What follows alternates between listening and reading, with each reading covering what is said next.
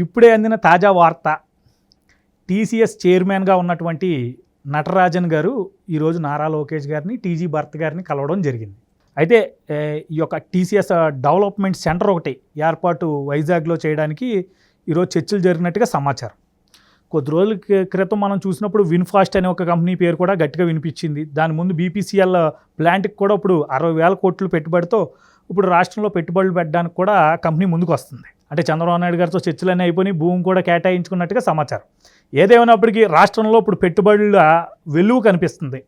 అంటే మీరు ఈ యొక్క పెట్టుబడుల వ్యవహారాన్ని మీరు ఎలా చూస్తున్నారు? ప్రభుత్వం వచ్చి 2 నెలలు అవ్వకుండానే పెద్ద పెద్ద కంపెనీ పేర్లు ఈరోజు మన రాష్ట్రంలో వినిపిస్తున్నాయి. చాలా కంపెనీ ప్రతినిధులు బహిరంగంగా కాకపోయినా ఫస్ట్ ఇనీషియల్గా వచ్చి టాక్స్ అయితే నడుస్తున్నాయి. మా కంపెనీ ఇలా పెట్టాలి, మాకు ఇన్ని ఫెసిలిటీస్ కావాలని చెప్పి చర్చ అయితే రన్ అవుతుంది. చంద్రబాబు నాయుడు గారు ఏఐకి సంబంధించినటువంటి కంపెనీలను కూడా ఆకర్షించడానికి ఫ్యూచర్ జనరేషన్ టెక్నాలజీ కాబట్టి ఆయన చాలా కృషి చేస్తున్నాడు. సో మీరేమంటారు? ఓవరాల్గా బాగుందంటారా? ఇప్పుడు ప్రస్తుతం చంద్రబాబు నాయుడు గారి పాలన, నారా లోకేష్ గారు ఐటీ మినిస్టర్గా ఉంటూ ఆయన చేస్తున్నటువంటి కృషి పెట్టుబడుల కోసం మీరు ఎలా చూస్తున్నారు? గతంలో ఇప్పటికీ వేరియేషన్ ఏమైనా కనిపించిందా? నిజాయితీగా చెప్పండి. నేను చెప్పేదానికంటే కూడా కాంగ్రెస్లో తిరుపతి మీద ఎంపీగా చేశాడు చింతా మోహన్ గారు అని. నిన్న బండబూతులు తిట్టాడు జగన్మోహన్ రెడ్డిని. ఏమైపోయిందిరా 2 నెలలకే? చంద్రబాబు నాయుడు నువ్వు చెప్పే అంత మగోనివే? అడ్మినిస్ట్రేషన్ ఎలా చేయాలో చంద్రబాబు నాయుడికి బాగా తెలుసని. కాంగ్రెస్కి వ్యతిరేకంగా పుట్టిన పార్టీ తెలుగుదేశం పార్టీ. తెలుగు ప్రజల ఆత్మగౌరవాన్ని ఢిల్లీలో ఇందిరాగాంధీ కాళ్ళ దగ్గర మోకరెళ్తుంటే దానికి వ్యతిరేకంగా తెలుగు జాతి పౌరుషాన్ని నిలబెట్టడానికి స్వర్గీయ నందమూరి తారక రామారావు గారు తెలుగు ప్రజల కోసం, తెలుగు ప్రజల ఆత్మగౌరవం కోసం పుట్టిన పార్టీని ఒక కాంగ్రెస్ పార్టీ నాయకుడు సీనియర్ ఎంపీగా కేంద్రంలో మంచి పోస్టులు చేశాడు. ఆయనే అన్నాడు, ఏమైపోయిందమ్మా 2 నెలల్లోనూ జగన్మోహన్ రెడ్డి అన్నాడు. అందువల్ల గత క్యాబినెట్ చూసుకుంటే అక్షరం మొక్క రాని, ఆలోచన లేని జగన్మోహన్ రెడ్డి ఆడ సంతకాలు పెట్టమంటే ఆడ పెట్టిన క్యాబినెట్. వాళ్ళల్లో ఎవడన్నా ఒకడేమో కోడి గుడ్డు పెట్టలేదు, ఇంకా పొదగలేదు, దావుస్ బోరా అంటే సరిపడుతుంది, వాడు ఐటీ మంత్రి, వాడు కోడిగుడ్డు మంత్రిగా మిగిలిపోయింది. ఇంకొక ఆమె పర్యాటకం, ఆమె పర్యటన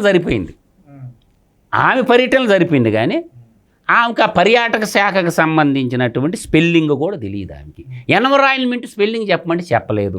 ఆమె ఒక మంత్రి.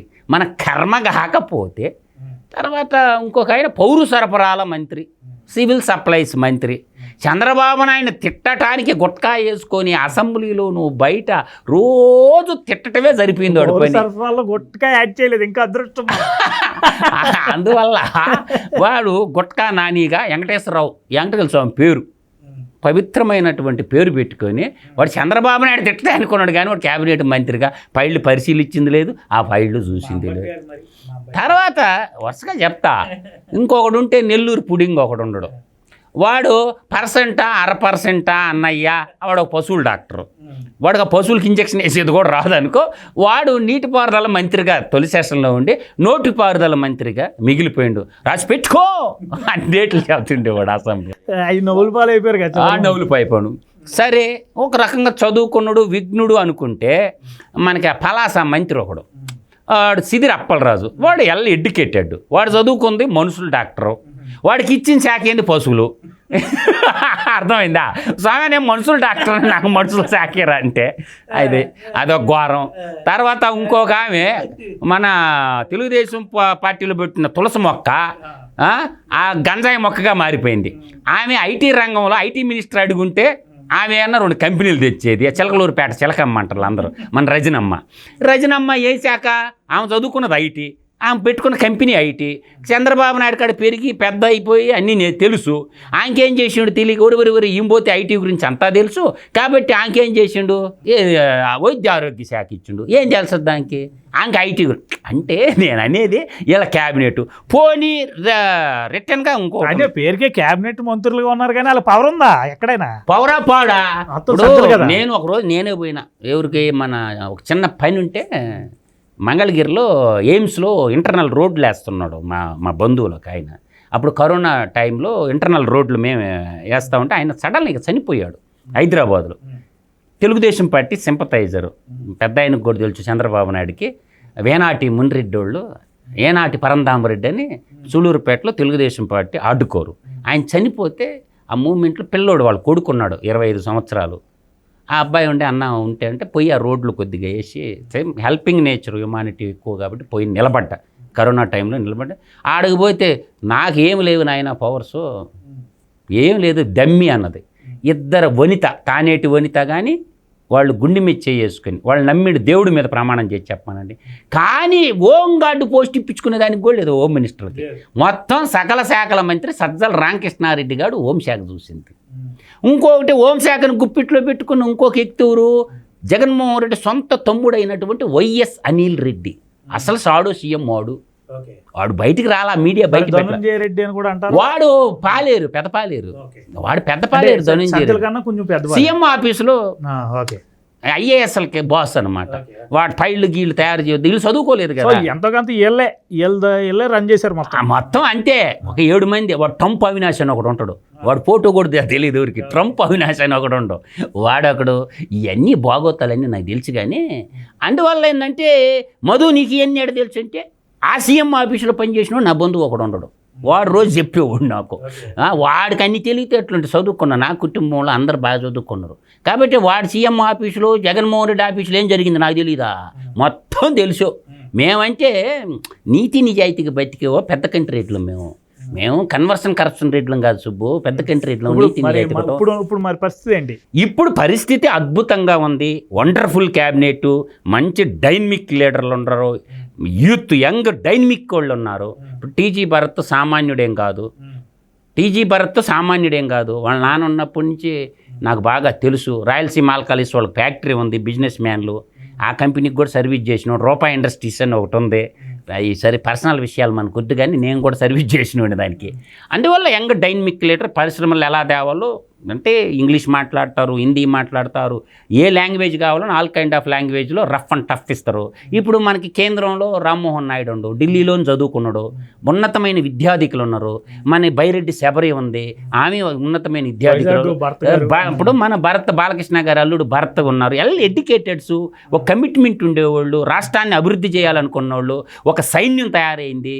అప్పుడు చంద్రబాబు నాయుడుకి ఒక సైన్యం ఉంది, సగం పని తగ్గిస్తారు, పని చూసి రమ్మంటే కాల్చి వచ్చే సైన్యం ఉంది.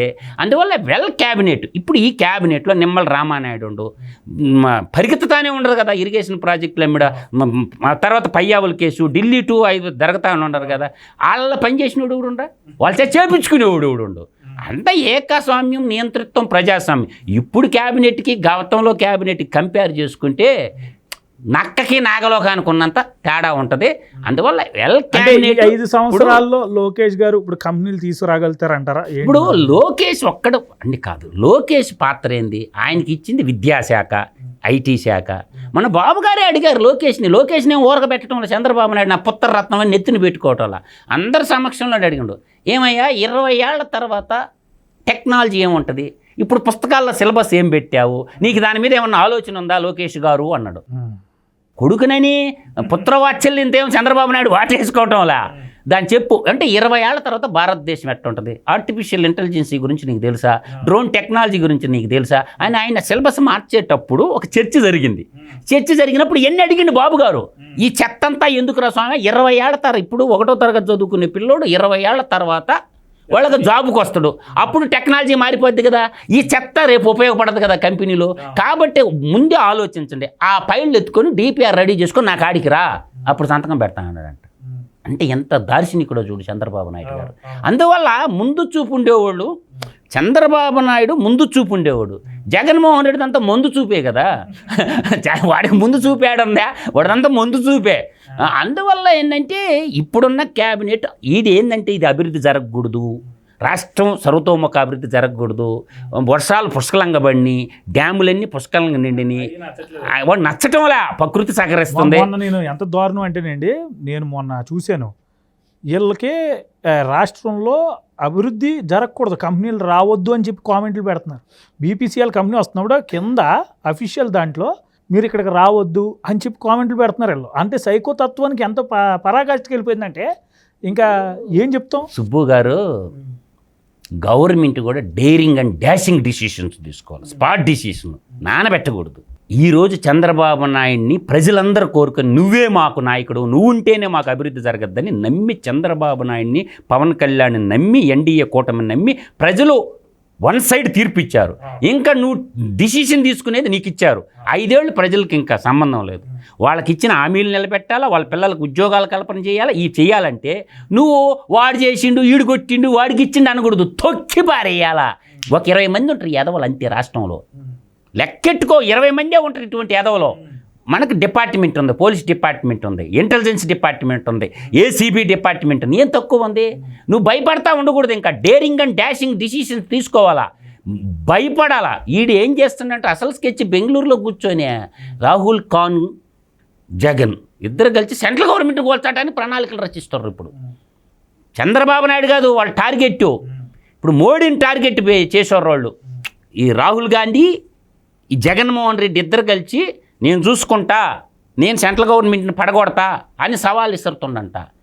అప్పుడు మోడీ తెలుసుకోవాలా, మేల్కోవాలా, బీజేపీ వాళ్ళు మేల్కోవాలా. జగన్మోహన్ రెడ్డి ఇప్పుడు స్కెచ్ అంతా దేని మీద పెట్టిందంటే టార్గెట్ కేంద్రం. అంటే అప్పుడు ఏంటంటే కాంగ్రెస్ వాళ్ళు ఏంటంటే నువ్వు పార్టీ విలీనం చెయ్యి, నీ యువజన శ్రామిక రైతు పార్టీ వద్దు, నిన్ను నమ్మవరా నాయన, నీ పార్టీని మెజ్జి చెయ్యి, కేంద్ర ప్రభుత్వ సంగతి మేము చూసుకుంటాం, అప్పుడు రా మాలోకి కలిసి కొట్లాడదామని అంటుంటే అబ్బాయి నేను చేయను నా పార్టీని ఇలేను, ఇప్పుడు నేను పడగొడతాను అంటున్నాను. అంటే వాడి దగ్గర దోచేసిన డబ్బులు ఎన్ని వేల కోట్లు ఉన్నాయో. మోడీని పడగొడతాం అంటే అసలు మరి వీడి దగ్గర ఎంత డబ్బు ఎంపీలు కొని ప్రతిపక్ష పార్టీలు ఉన్నాయి కదా, జేడీఎస్, నాత్రను అక్కడక్కడ ఎంపీలకు ఎరేసి ఈ ఈడీ సిబిఐ కేసులో ఒక జడ్జిల్లే మార్చినోడు, 6 మంది జడ్జిలు మార్చాడు వాడు కేసుల్లో. అందువల్ల ఈ కుట్రని సెంట్రల్ గవర్నమెంట్ డేగ కన్నుతో పసిగడుతుంది. ఆషామాషిగా ఏం లేదు, సమయం చూస్తారో ఒత్తుతురు, అట్టా వత్తరో, పులుసు నీరు నిమ్మకాయ గారినట్టు కారుతుంది పులుసు. అందువల్ల ఇప్పుడు జగన్మోహన్ రెడ్డి లాంటి వ్యక్తులు ఇలాగా క్రూర స్వభావం ఉన్నవాళ్ళు బయట ఉండడం కరెక్ట్ అంటారా? అది కరెక్ట్ కాదు. అతను జగన్మోహన్ రెడ్డి అనే వ్యక్తికి ప్రజల మీద ప్రేమ లేదు, సంపద మీద తప్ప, అతనికి ధన వ్యామోహం తప్ప ప్రజాసేవ మీద వ్యామోహం లేదు. ఒకటి చెప్తాను సుబ్బు, ప్రజల మీద ప్రేమ ఉన్నాడు. ఒక స్కూల్ పెట్టి ఒక 1000 మంది విద్యార్థులకు ఉచితంగా చదివించేవాడుగా. అది నేను చెప్తా, వాడు ఎంత దుర్మార్గుడు అనేదానికి కనీసం ఒక స్కూల్ పెట్టి ఇన్నేళ్ల రాజకీయ పరంపర ఇంత దోసుకున్నావుగా, కొన్ని పుణ్య కార్యక్రమాలు ఆయన చేసి ఉండేవాడుగా. చూడండి, పోని ఒక హాస్పిటల్ కట్టి కనీసం కడప జిల్లాలోనే ఒక పెద్ద హాస్పిటల్ నిర్మాణం చేసి పేద ప్రజలకు ఉచితంగా వైద్యం చేయొచ్చుగా. అలా లోటస్ పాండ్లో కొంతమంది ఎంప్లాయీలతో అప్పుడు సోషల్ మీడియా ఏదో రన్ చేయించాడు, వాళ్ళకి మధ్యాహ్నం భోజనం కూడా పెట్టించలేదు. సరే, అంటే ఆడి కోసం పనిచేస్తున్నోడికి కూడా భోజనం పెట్టలేదంటే మరి. జగన్మోహన్ రెడ్డిని చాలామంది ఏం చేస్తున్నారంటే అతని క్రిమినల్ సైకాలజీ, అతనికి సేవా తత్పత్వం అతనిలో లేదు. మీరు జగన్మోహన్ రెడ్డిని అర్థం చేసుకోవాలి బాగా. ఈ జగన్మోహన్ రెడ్డి అనేటటువంటి జగత్కంత్రిని, దినకంత్రిని అర్థం చేసుకోకపోతే రాష్ట్రం కాదు నష్టపోయేది, దేశమే నష్టపోద్ది. అందువల్ల ఇతను ఒక బ్యాక్గ్రౌండ్, ఒక తీవ్రవాదాన్ని నమ్ముకున్నారు. పాకిస్తాన్ తీవ్రవాదులు మేలు ఒక రకంగా వచ్చి కాల్చేసిపోతారు, వీడు రోజు కాలుస్తుంటాడు వీడు రాజకీయ పార్టీని అడ్డం పెట్టుకొని. కాబట్టి ఇటువంటి వాడిని బయట తిరిగిచ్చే భారత న్యాయ వ్యవస్థను అనుకోవాలా. ఇప్పుడు నిన్న ఫైల్ ఏంది, సిబిఐ కేసులు ముందు వాదిస్తాడు, ఈడీ కేసులు వాదించబాకండి పెడతారు. సిగ్గుండి అక్కర్లా. నేననేది ఇది, ఇప్పుడు ఈడీ ఎన్ఫోర్స్మెంట్ డైరెక్టర్లు ఎందుకో కేసుని టేకప్ చేసి వాదించడం లేదు. వీడి ద్వారా ఏంది, ఎన్ఫోర్స్మెంట్ డైరెక్టరేట్లో సాక్ష్యాలు ఈడు పెట్టాలా, నేను దోషిని కాదని ఈడు నిరూపించుకోవాలా. సిబిఐ ఏం చేయాలా, సాక్ష్యాలు వాళ్లే పెట్టి వాళ్లే నిరూపించాలా. ఈ టిస్ట్ని పెట్టుకొని వీడి క్రిమినాలజీ బాగా ఎక్కిచ్చారు కొంతమంది. ఈ రాజ్యాంగాన్ని, లూప్ హోల్స్ని, రాజ్యాంగంలో చదువుకుని వాడు నిరంజన్ రెడ్డి ఒకడు రాజ్యసభ ఎంపీగా ఉన్నాడు కదా, ఈ పొన్నవోళ్ళు సుధాకర్ రెడ్డి లాంటి వాళ్ళు ఈ లూప్ హోల్స్ అన్ని విజయసాయి రెడ్డి ఆడిటరు, వాడు దొంగ లెక్కలు, దొంగ కంపెనీలు, పేపర్ మీద కంపెనీలు ఎలా సృష్టించాలో వాడు చూసుకుంటాడు. నిరంజన్ రెడ్డి రాజ్యసభ సభ్యుడు, ఇది యువజన శ్రామిక రైతు పార్టీలు. ఒక జగన్ కేసులన్నీ చూసేది అతనే. తర్వాత నీకు ఈ పర్సన్ ఉన్నాడు, కీప్ ఇన్ పర్సన్. ఈ పర్సనల్ అందరూ ఏంటంటే కొంతమంది లాయర్లను పెట్టుకున్నారు, వాళ్ళ చేత లూప్ హోల్స్ పట్టుకుంటారు. తర్వాత విజయసాయి రెడ్డి దొంగ కంపెనీలు చుట్టాలా, బ్యాగ్ లెటర్ విదేశాలు తరలించాలా, ఇవన్నీ చూస్తారు. కాబట్టి central government, ED enforcement directorate, CBI తక్షణం ఒక స్పెషల్ కోర్టు పెట్టించేసి సుప్రీంకోర్టులోనే 3 మెంబర్ జడ్జిని పెట్టి రోజువారీ ట్రయల్ రన్గా నడిపితే భారతదేశానికి కూడా అప్పుడే 43,500 కోట్లు అంటే ఎప్పుడు 2012లో, ఇప్పుడు 2 లక్షల కోట్లు అయిపోయాడు. అప్పుడు రాష్ట్ర బడ్జెట్ ఒక సంవత్సరం రాష్ట్ర బడ్జెట్ వచ్చేసాడు, అయిపోయింది. ఇప్పుడు అది 2 లక్షల కోట్లు అయి ఉంటుంది. ఇప్పుడు సుప్రీంకోర్టు చీఫ్ జస్టిస్ మీద ఒత్తిడి తేవాలా, సార్ ఒక స్పెషల్ కోర్టు పెట్టండి, దోచిందా లేదా, ఇవన్నీ ఉంటే అంటే ఒక 3 మెంబర్ జడ్జి పెట్టి సుప్రీంకోర్టులోనే కానీ పెడితే దేశంలో దోచిన డబ్బు మన అంటారంట పాని అప్పుడు మొత్తం పోయినా మొత్తం తీసేసుకోమన్నాం, ఇప్పుడు 5 ఏళ్లలో కొట్టేసిన డబ్బును పట్టుకొని చూద్దాం అంటుండంట. ఈ 5 ఏళ్లలో కొట్టేసిన డబ్బు పట్టుకునే దమ్ముంటే పట్టుకోమంటుండు. అంటే అది కనిపించకుండా దాచేసాడు. ఈ 5 ఏళ్లలో కొట్టేసిన డబ్బును పట్టుకుంటారు దమ్ముంటే ఛాలెంజ్ చేస్తుండవు. ఇప్పుడు లెక్కర్లోనే 1,00,000 కోట్లు టర్న్ ఓవర్ అయింది కదా, 1,25,000 కోట్లు. ఆ లెక్క వ్యాపారం అంతా వద్ది జగన్మోహన్ రెడ్డిదే కదా. ఆ లెక్కర్ ఇప్పుడు ఎంత తెలివి క్యాష్ వ్యాపారం చేసిండు కదా. ఆ లెక్కర్ బిజినెస్, లెక్కర్ కంపెనీలు ఇప్పుడున్న ప్రభుత్వం ముందుకు ఎలా అడుగులేస్తుందో చూడాలి, వెయిట్ అండ్ సీ. 2 నెలలు అయింది కాబట్టి ఇసుకలో దోచిర్రు, లెక్కర్లో దోచిర్రు, మైన్లో దోచిర్రు, భూముల్లో దోచిర్రు, దోయకపోయింది ఏదో నాకు చెప్పమానండి. అడవుల్లో వదలలేదుగా. ఎర్రచందనం నిన్న పవన్ కళ్యాణ్ గారు అన్నారు కదా, నేను కర్ణాటక పోతే 140 కోట్లకి ఎర్రచందనం అమ్ముకొని వాళ్ళు జమ చేసుకున్నట్టు వాళ్ళు పట్టుకున్నది. మనకు రావాల్సిన 140 కోట్లు ఈ ఐపీఎస్ 16 మంది పుడింగులు పట్టుకోకూడదా? 140 కోట్ల రూపాయలు ఎక్కడ కర్ణాటక గవర్నమెంట్ ఆక్షన్ పెట్టి అమ్మేసిందంట, 140 కోట్లు ఇచ్చిందంట, వీళ్ళు తరలించింది. అందువల్ల ఏంటంటే ఈ ఐపీఎస్ వాళ్ళు ఉండరు కదా, అందువల్ల ఏంటంటే వ్యక్తిగతంగా కాదు, ఇక్కడ వ్యవస్థల్ని బాగు చేయాలి. ఈ వ్యవస్థలన్నీ బొస్టు పెట్టి ఇచ్చింది బ్యూరోక్రాట్లే. బ్యూరోక్రాట్లు కానీ నమ్ముకుంటే ఎనీ పొలిటికల్ పార్టీ బలిగాక తప్పదు. చంద్రబాబు నాయుడు గారు కూడా ఈ బ్యూరోక్రాట్లని డేగ కన్నుతో కనిపెట్టుండాలా. తన యొక్క పార్టీ ప్రతినిధులు కూడా ఇచ్చే అవుట్పుట్ కూడా తీసుకొని కఠినంగా ఉండాలా. ఈ 5 సంవత్సరాలు కఠినంగా ఉండకపోతే రాష్ట్రాన్ని అభివృద్ధి చేసుకోవాలా సుబ్బు గారు. ఏది ఏమైనా ప్రజలందరూ కూడా పెద్ద ఆయన మీద నమ్మకం పెట్టుకొని కళ్ళతో ఎదురు చూస్తారు. ప్రజల్లో ఏమి లేదు. ఈ డెకాయిట్లు కొంతమంది వచ్చి 4 చోట్ల ధర్నాలు చేసినంత మాత్రం ఊడేది లేదు, పొయ్యేది లేదు. ఈ పథకాలు కూడా చెప్పేసేయాలి ప్రభుత్వం. ఇప్పుడు ఇమ్మీడియట్గా ఇవ్వాల్సిన ఒక పథకం ఉంది, అన్నదాత సుఖీభవ. గవర్నమెంట్ ఎన్డీఏ కూటమి గవర్నమెంట్ నాట్లు వేసేసారు, అన్నీ వేసారు కాబట్టి ఆ పథకాన్ని త్వరితగతిన ఇంప్లిమెంట్ చేయాలి. మిగతాయి నువ్వు ఎప్పుడు ఇచ్చినా ఒకటే. కాబట్టి అన్నదాత సుఖీభవ అనే దాన్ని అది అంటే మీరు ఇచ్చింది ఏంటంటే బీమా డబ్బులు. అన్నదాత సుఖీభవ ఇంకా లాంచ్ కాల. ఈ పథకాన్ని రైతులందరూ, మన వ్యవసాయ ఆధారిత రాష్ట్రం కాబట్టి ప్రభుత్వం, కేబినెట్ మంత్రులు, ఎమ్మెల్యేలు కూడా ఆలోచించుకొని అంటే నిధుల కోసం వెయిటింగ్ చేస్తారు. కాబట్టి అన్నదాత సుఖీభావ పథకాన్ని కానీ బాబు గారు కానీ ఇస్తే ప్రజలందరూ నెత్తిని పెట్టుకుంటారు, ఆ పథకం కోసం ఎదురు చూస్తారు. ఇప్పుడు తల్లికి వందనం పథకం ఉంది, జనవరిలో ఇవ్వచ్చు. ఇప్పుడు తొందరపడాల్సిన లోకేష్ గారు కూడా పిల్లల 75% అటెండెన్స్ చూసుకొని జనవరిలో దాన్ని లాంచ్ చేసుకోవాలా. అట్లా పథకాలు కూడా 1 by 1 ఏంటంటే ఇప్పుడు తక్షణం ఇవ్వాల్సింది ఏంటంటే అన్ని డ్యాములు నిండిపోయినాయి కాబట్టి రైతులకు సాయం చేసేదానికి డబ్బులు అవసరం కాబట్టి దాన్ని ప్రతిపక్షానికి అవకాశం ఇవ్వకూడదు. త్వరితగతిన రైతులకి ఒక 3 విడతలుగాను ఇస్తానన్న 20,000 రూపాయలు 3 విడతలుగాను 2 విడతలుగాను ప్రభుత్వం యుద్ధ ప్రాతిపదికన రిలీజ్ చేసేయాలి. మనం అప్పులు లేవు ఇవన్నీ అనుకోకూడదు. నిన్న రేవంత్ రెడ్డి కూడా తెలంగాణలో 2 లక్షల రూపాయలు రుణమాఫీ చేసేసిండు కదా. ఎక్కడ తెచ్చుకున్నాడో అప్పు.